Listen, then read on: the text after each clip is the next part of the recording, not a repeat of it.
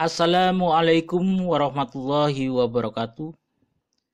Saudaraku kaum muslimin yang dirahmati Allah Subhanahu wa taala. Selamat berjumpa lagi dengan saya di YouTube sesi yang ke-13 yang saya beri tema Al-Qur'an merupakan mukjizat Nabi Muhammad sallallahu alaihi wasallam.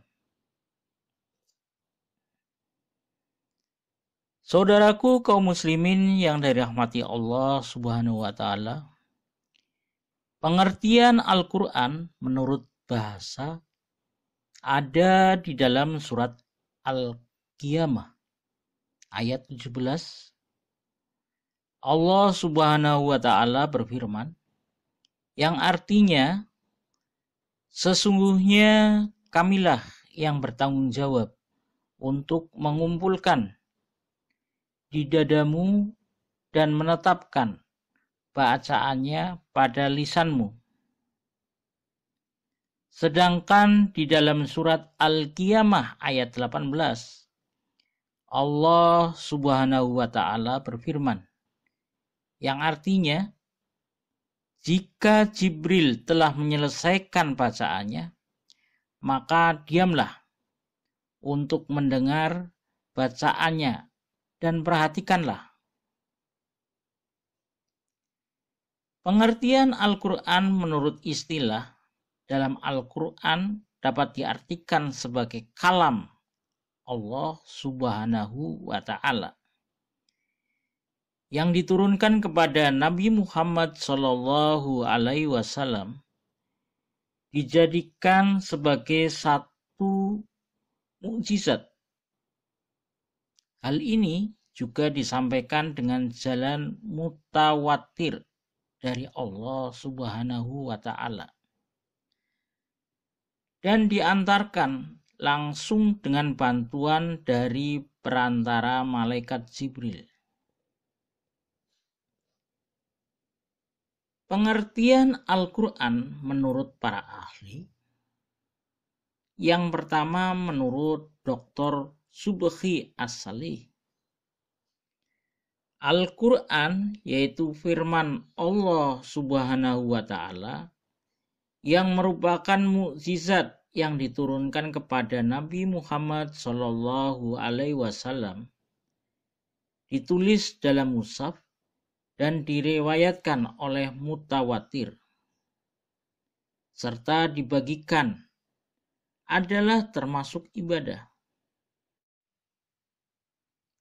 Yang kedua, menurut Muhammad Ali As-Sabuni, Al-Qur'an merupakan firman Allah Subhanahu wa taala yang tidak ada saingannya, diturunkan kepada Nabi Muhammad sallallahu alaihi wasallam dengan menggunakan malaikat Jibril yang dituliskan ke mushaf-mushaf yang dikirim kepada kita dengan cara mutawatir.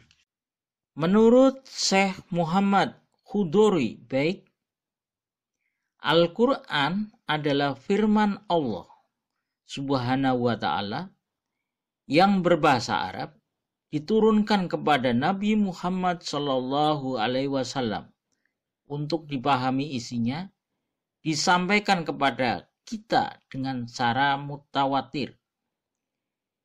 Diterbitkan untuk mushaf yang diawali dari surat Al-Fatihah dan diakhiri dengan surat An-Nas.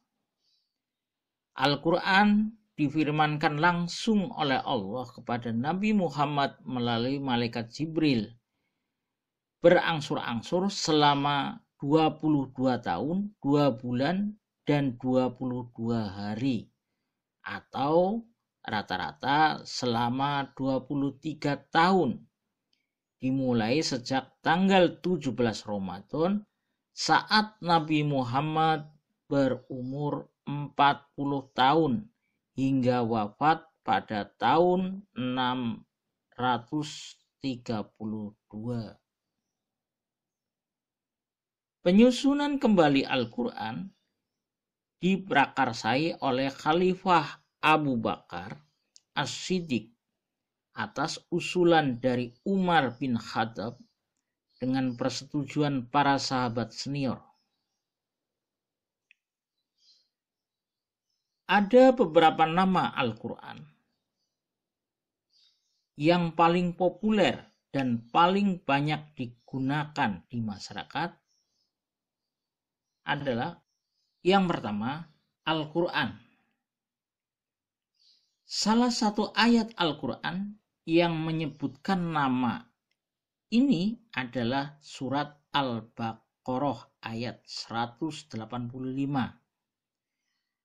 Allah Subhanahu wa Ta'ala berfirman, yang artinya beberapa hari yang ditentukan itu ialah bulan Ramadan, bulan yang di dalamnya diturunkan permulaan Al-Quran sebagai petunjuk bagi manusia. Dan penjelasan-penjelasan mengenai petunjuk itu dan pembeda antara hak dan yang batil. Karena itu, barang siapa di antara kamu hadir di negeri tempat tinggalnya di bulan itu, maka hendaklah ia berpuasa pada bulan itu. Dan barang siapa sakit atau dalam perjalanan lalu ia berbuka, maka wajiblah baginya berpuasa sebanyak hari yang ditinggalkannya itu. Pada hari-hari yang lain, Allah menghendaki kemudahan bagimu dan tidak menghendaki kesukaran bagimu. Dan hendaklah kamu mencukupkan bilangannya, dan hendaklah kamu mengagungkan Allah atas petunjuknya yang diberikan kepadamu, supaya kamu bersyukur. Yang kedua, Alkitab. Ayat Al-Quran yang menyebutkan nama ini adalah Surah Al-Baqarah ayat 2. Allah Subhanahu wa Ta'ala berfirman, yang artinya kitab atau Al-Quran ini tidak ada keraguan padanya, petunjuk bagi mereka yang bertakwa.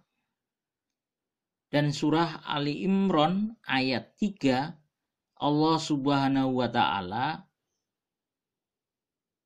berfirman, yang artinya Dia menurunkan Alkitab atau Al-Quran kepada kamu dengan sebenarnya, membenarkan kitab yang telah diturunkan sebelumnya, dan menurunkan Taurat dan Injil. Yang ketiga, Al-Furqan. Salah satu nama Al-Quran termaktub dalam surah Al-Furqan ayat 1. Allah Subhanahu wa Ta'ala berfirman, yang artinya Maha suci Allah yang telah menurunkan Al-Furqan atau Al-Quran kepada hamba-hambanya agar dia menjadi pemberi peringatan kepada seluruh alam. Yang keempat, Al-Zikr. Adapun ayat dalam Al-Quran yang mengandung nama ini terdapat dalam surah Al-Hijr ayat 9. Allah Subhanahu wa Ta'ala berfirman, Inna nahnu nazzalna zikra wa inna lahu lahafizun. Yang kelima, At-Tanzil sebagai nama lain dari Al-Quran. Ini disebutkan dalam surah Asy-Syura ayat 192. Allah Subhanahu wa Ta'ala berfirman, Wa innahu latanzilu rabbil alamin. Kedudukan Al-Quran sebagai sumber hukum dalam surah An-Nisa ayat 59, Allah Subhanahu wa Ta'ala berfirman yang artinya, hai orang-orang yang beriman, taatilah Allah dan taatilah Rasul-Nya dan ulil amri di antara kamu. Demikianlah pengertian tentang Al-Quran sebagai mukjizat Nabi Muhammad Shallallahu Alaihi Wasallam. Wabillahi taufik wal hidayah. Wassalamualaikum warahmatullahi wabarakatuh.